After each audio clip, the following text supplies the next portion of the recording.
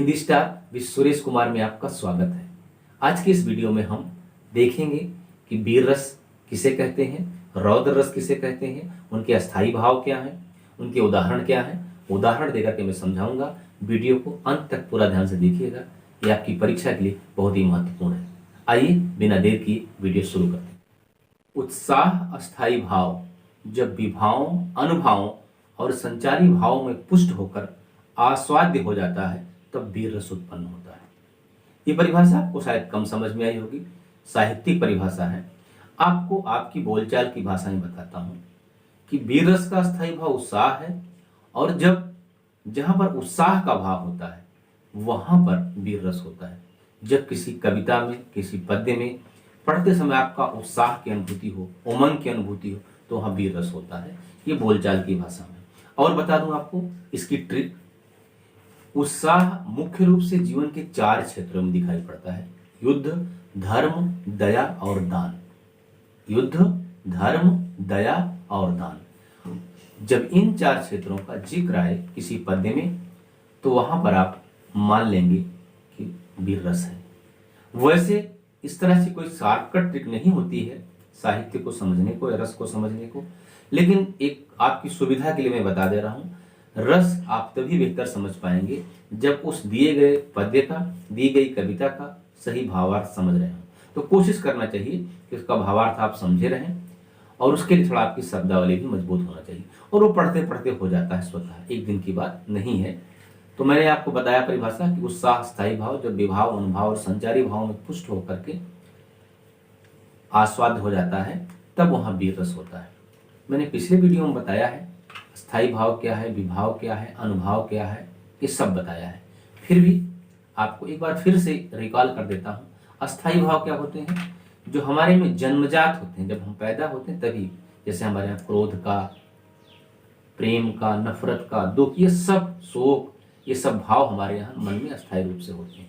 जैसे अब कोई आदमी होता है कि उसको किसी के का दुख दर्द देख करके बिल्कुल तकलीफ नहीं होती, और कोई एक व्यक्ति ऐसा होता है किसी को दुखी देखकर वो रोना शुरू कर देता है, खुद बहुत दुखी हो जाता है।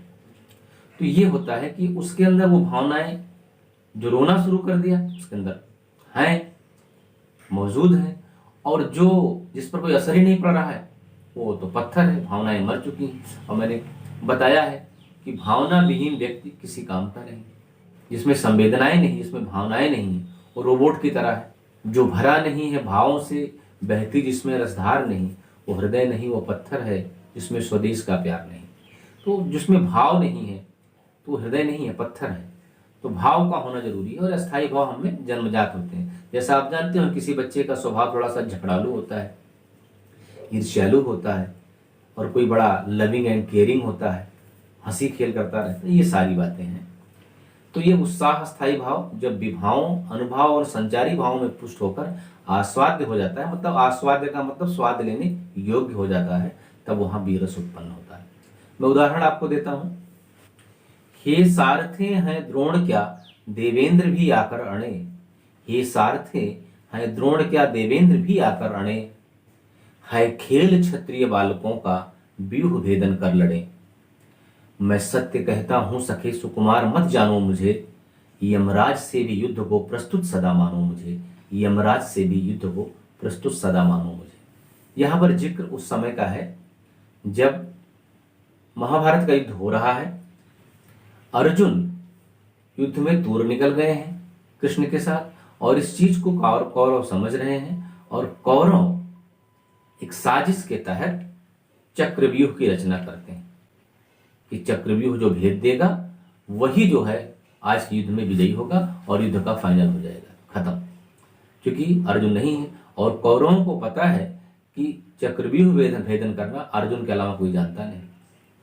तो वही कह रहे हैं यहाँ पर भीम और अभिमन्यु कि हे सारथी, ऐ सारथी, हैं द्रोण क्या, देवेंद्र भी आकरण है। द्रोण क्या विषाद है, द्रोण की क्या अहमियत है। देवेंद्र अर्थात भगवान इंद्र भी आकरण है, इंद्र को बहुत बड़ा योद्धा माना जाता था। है खेल क्षत्रिय बालकों का, क्षत्रिय बालकों का खेल है क्या, चक्रीय भेदन करके लड़ना। मैं सत्य कहता हूं सखे, ऐ सखे मैं सत्य कहता हूं, मुझे सुकुमार मत जानो। बच्चा मत समझो हमें, यमराज से भी युद्ध को प्रस्तुत ताजा मानो मुझे, मैं यमराज से भी लड़ने को तैयार हूं। ये हो गया उदाहरण। और इसमें देखिए आश्रय क्या है, अभिमन्यु। आश्रय अभिमन्यु क्यों है? क्योंकि ये जो उत्साह का भाव अभिमन्यु के मन में पैदा हो रहा है। विषय क्या है? द्रोण और अन्य क्षत्रिय वीर। विषय क्या होता है? विषय वो होता है जिसको देख करके आपके मन में भाव पैदा होता है। तो विषय कौन हो गए यहाँ पर? द्रोणाचार्य हो गए, कौरवों की सेना हो गई और अन्य क्षत्रिय वीर। तो वो विषय है जिनके कारण ये आश्रय अर्थात अभिमन्यु के मन में भाव पैदा हो रहा है। और अभिमन्यु का कथन क्या है? अनुभाव। आप जानते हैं अनुभाव क्या होता है? आश्रय की चेष्टाएं अनुभाव होती हैं और विषय की चेष्टाएं उद्दीपन होती हैं। जो विषय के शरीर में विकार उत्पन्न होता है, विषय की जो एक्टिविटीज होती हैं वो उद्दीपन हो जाती हैं। और आश्रय के अनुभव, संचारी भाव इसमें क्या है? उत्सुकता और उग्रता है। वीर रस का और भी उदाहरण आप जानते होंगे, जैसे आप वीर तुम बढ़े चलो, धीर तुम बढ़े चलो, सामने पहाड़ हो, सिंह की दहाड़ हो, तुम निडर डटो वही करके ऐसा है।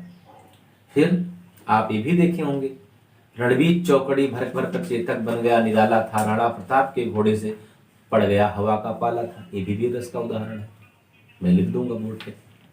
फिर और एक उदाहरण देता हूं वीर रस का। फहरी ध्वजा फड़की भुजा, बलिदान की ज्वाला उठी, निज मातृभूमि के मान में चढ़मुंड की माला उठी। यहां पर क्या करेंगे? ध्वजा फहरी, भुजा फड़की, बलिदान की ज्वाला उठी, निज मातृभूमि में, अपनी मातृभूमि के मान में चढ़ मुंड की माला उठी। अपनी मातृभूमि के मान के लिए मुंड की माला चढ़ने को तैयार हो गई। तो यहाँ भी कौन सा स्थायी भाव है? उत्साह। वीर रस है तो उसका स्थायी भाव हो गए। आश्रय क्या है इसके? जिनके मन में भाव पैदा हो रहा है, किसका? वीरता का। तो कौन हो गए इसके? वीर पुरुष और देशभक्त जो कह रहे हैं कि फहरी ध्वजा, वो लोग आश्रय हो गए। विषय क्या है? मतलब जिसको देख कर किस तरह की भावना हो रही, तो मातृभूमि की रक्षा क्या हो गया? विषय हो गया। अनुभाव क्या है? ध्वजाओं का लहरना, भुजाओं का फड़कना, बलिदान होने की भावना, ये सब अनुभव हो गए। संचारी भाव क्या हो गया? गर्व, हर्ष आदि। इस तरह से एक और वीर रस का उदाहरण आपको देता हूं कि मुझे तोड़ लेना बनमाली, उस पथ में देना तुम फेंक, मातृभूमि पर शीश चढ़ाने, जिस पथ जामे वीरने। माखनलाल चतुर्वेदी की रचना है पुष्प की अभिलाषा। वहां कवि क्या कह रहा है? ऐ बनमाली, ऐ बन के माली, मुझे तोड़ लेना और उस पथ पर फेंक देना जिस पथ पर मातृभूमि पर शीश चढ़ाने के लिए बहुत सारे वीर जाने को तैयार हैं। अब आइए हम रौद्र रस के बारे में चर्चा करते हैं। रौद्र रस में अस्थाई भाव क्रोध होता है, और जो क्रोध अस्थाई भाव विभाव, अनुभव और संचारी भाव से पुष्ट होकर आस्वाद्य हो जाता है, स्वाद लेने योग्य हो जाता है, तो वहां पर रौद्र रस उत्पन्न होता है।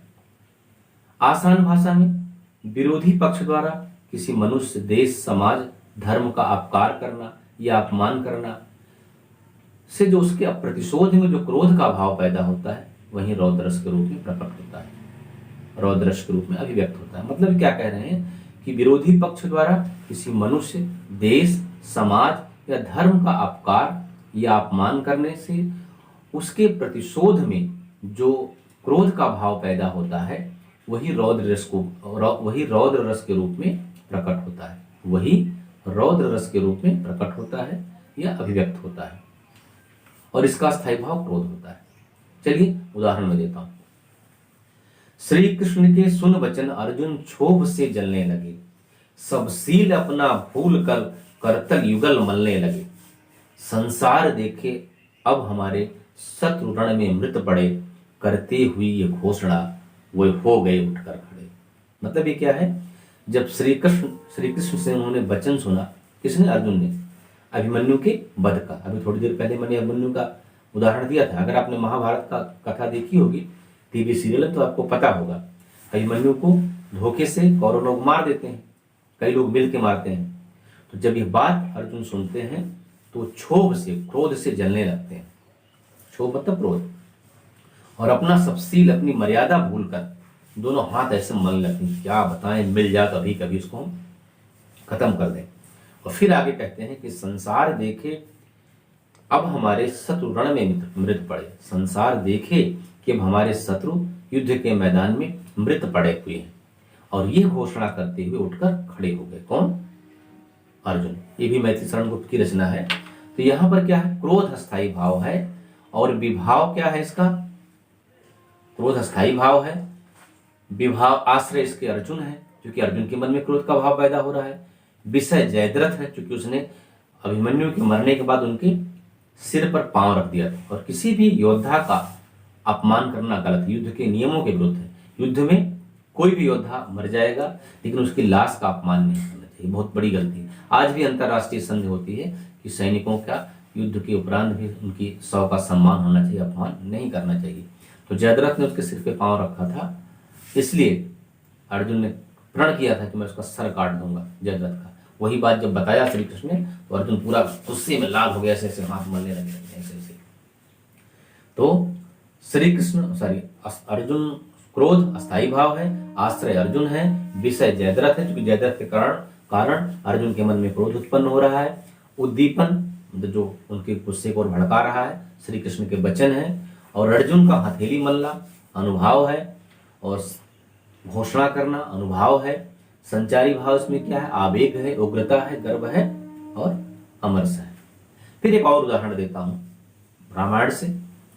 यहाँ पर जनकपुर का जिक्र है। जनकपुर में राजा जनक ने कुछ कह दिया धनुष उठाने के संबंध में, तो लक्ष्मण को गुस्सा आ गया। तो लक्ष्मण राम से कह रहे हैं कि जो तुम्हारे अनुशासन पाऊं, कंदुक यूं ब्रह्मांड उठाऊं, काचो घाट जिमि डारो फोरी, सकौ मेरु मूलक जिम तोरी। यहां पर लक्ष्मण क्या कह रहे हैं राम से कि अय भगवान राम, अय बड़े भ्राता, जो तुम्हारे अनुशासन पाऊं, यदि मैं तुम्हारी आज्ञा पा जाऊं तो कंदुक गेंद के समान इस ब्रह्मांड को उठा लूंगा, और काचो घट जिमि डारो फोरी, कच्चे घड़े की तरह मैं इसको फोड़ दूंगा। सकौ मेरु मूलक जिम तोरी, सुमेर पर्वत को मैं मूली की तरह उखाड़ सकता हूं, मैं ऐसा हूं, हमको ऐसा मत समझिए। तो यहां पर भी क्या है, रौद्र रस है। अस्थाई भाव क्या होगा, क्रोध होगा। आश्रय यहां पर क्या है, लक्ष्मण है। विषय जनक है। उद्दीपन शिव का धनुष है, जनक की बात है, उन्होंने जो कह दिया लक्ष्मण को गुस्सा आ गया। और अनुभाव क्या है, लक्ष्मण के क्रोधपूर्ण वचन है। संचारी भाव क्या है, आवेग, चपलता और असूया है, ये संचारी भाव है। इस तरह से रौद्र रस और वीर रस मैंने समाप्त किया। अब आप इस वीडियो को मैं यहीं पर रोकता हूं। वीडियो अच्छा लगा हो तो लाइक, कमेंट, शेयर और सब्सक्राइब जरूर कर दीजिएगा। बाकी जय हिंद, वंदे मातरम। मिलते हैं अगले वीडियो में कुछ नई जानकारी के साथ।